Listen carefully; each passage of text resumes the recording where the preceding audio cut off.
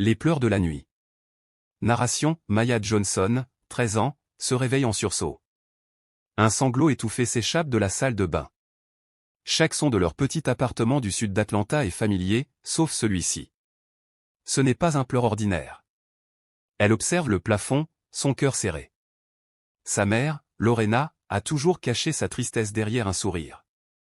Mais cette nuit-là, Maya sent que quelque chose cloche. Suspense fin de chapitre, Maya se promet de découvrir la vérité, mais elle ne sait pas encore que cette décision changera sa vie à jamais. Transition visuelle, zoom sur le visage de Maya dans l'obscurité, les larmes reflétant la lumière d'une lampe de chevet. Les secrets sous le matelas. Le lendemain matin, Lorena sourit comme si de rien n'était. Mais Maya, attentive, voit ses yeux gonflés. « Maman, pourquoi tu pleurais ?» La réponse est un mensonge maladroit. Maya sait qu'elle doit chercher elle-même. Quand Lorena part au travail, Maya fouille sous le matelas. Une pochette de documents judiciaires l'attend, son père, Marcus Williams, réclame sa garde. Suspense fin de chapitre, Maya lit le mot « garde » et comprend que sa vie pourrait changer du tout au tout. Son cœur bat à tout rompre. Transition visuelle, gros plan sur la pochette et les mains tremblantes de Maya. Son regard se durcit point et la décision de se battre. Maya confronte sa mère. « Je veux rester avec toi. » Ce n'est pas toi qui décides, c'est le juge. Mais Maya a une idée, et si elle apprenait le droit? Si elle comprenait comment fonctionnait un tribunal? Elle calcule rapidement, 3 semaines avant l'audience. Assez de temps pour se préparer. Suspense fin de chapitre, Maya prend sa décision, elle va parler au juge elle-même. Transition visuelle, montage accéléré, Maya en bibliothèque, des livres empilés autour d'elle, des notes griffonnées partout. Les semaines d'études. Maya passe ses journées à étudier. Elle apprend l'intérêt supérieur de l'enfant, les droits des mineurs, et ce qui compte vraiment dans une affaire de garde. Sa mère remarque son sérieux et sa concentration accrue. Suspense fin de chapitre, Maya sait que le juge ne l'écoutera peut-être pas, mais elle est prête à tout. Transition visuelle, plan sur Maya écrivant avec acharnement dans son cahier, un rayon de lumière tombant sur son visage déterminé. Le plan dévoilé. La veille de l'audience, Maya révèle son plan, elle parlera au juge. Lorena est bouleversée, mais Maya est résolue. Cette fois, elle ne laissera pas sa mère se battre seule. Suspense fin de chapitre, la nuit avant l'audience, Maya relit ses notes, consciente que demain, tout pourrait basculer. Transition visuelle, Maya dans sa chambre, lumière tamisée, cahier ouvert, musique dramatique en fond. Le tribunal. Le grand jour arrive. Le tribunal de Fulton County est imposant. Marcus Williams et ses avocats, élégants et sur deux, attendent. Lorena et Maya, avec leur avocate épuisée, prennent place. Maya serre son cahier, le souffle court. Tout ce qu'elle a appris va maintenant être mis à l'épreuve. Suspense fin de chapitre, le juge entre. Le silence tombe. Tout le monde sait que cette audience sera déterminante.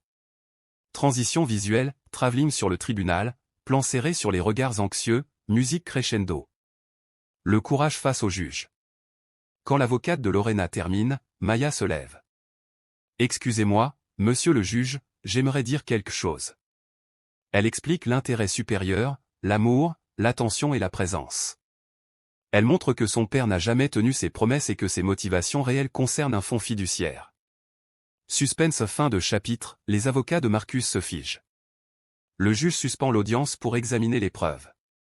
Transition visuelle, gros plan sur les papiers que Maya tend au juge, les mains de Marcus tremblantes. La victoire et la reconnaissance. Après 30 minutes, le juge annonce, la garde exclusive est accordée à Lorena. Maya a mis en lumière des failles dans le système et inspiré une réforme potentielle. Lorena pleure de soulagement. Marcus baisse la tête. Suspense fin de chapitre, Maya a gagné, mais son combat pour les droits des enfants ne fait que commencer. Transition visuelle, slow motion, Maya et sa mère se tenant la main, lumière douce, musique émotive. Une nouvelle mission. Maya devient bénévole au Children's Legal Rights Institute.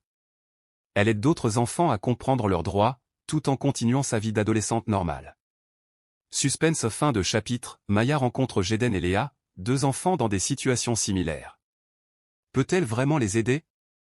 Transition visuelle, montage des enfants écoutant Maya, leurs visages éclairés par l'espoir. La voix qui compte.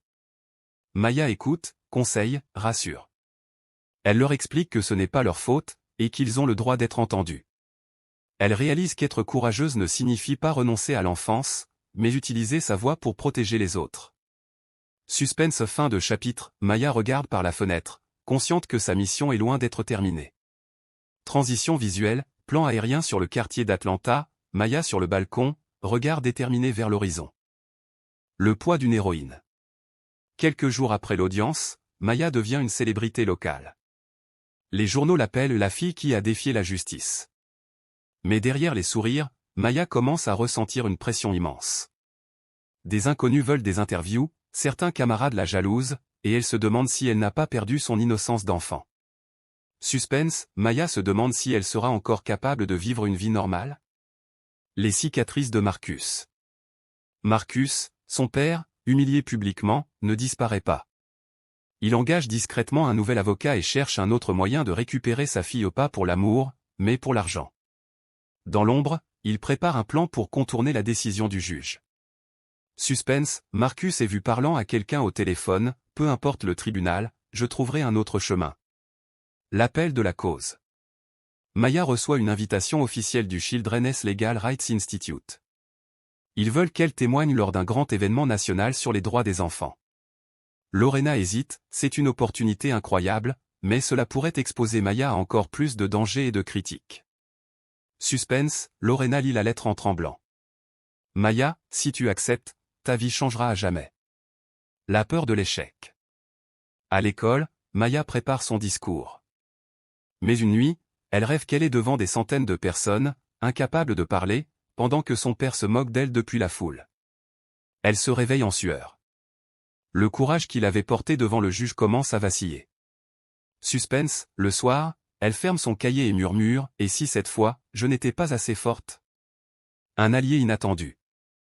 Au centre communautaire, Maya rencontre Ethan, un étudiant en droit de 19 ans qui a lui-même grandi sans père.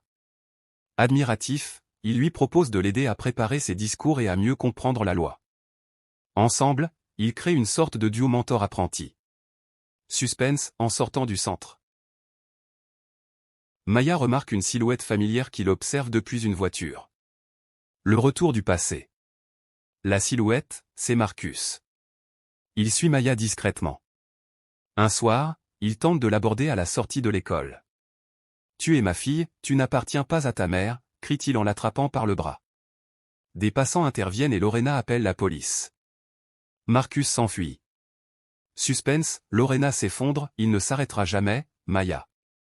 Le grand jour. Le jour de la conférence arrive. Maya monte sur scène devant une salle comble. Sa voix tremble d'abord, mais peu à peu, elle retrouve sa force. Elle parle d'amour, de justice et de ce que signifie être entendue. La foule est émue aux larmes. Suspense, mais au fond de la salle, quelqu'un enregistre chaque mot de Maya, et ce n'est pas un journaliste. Le piège médiatique.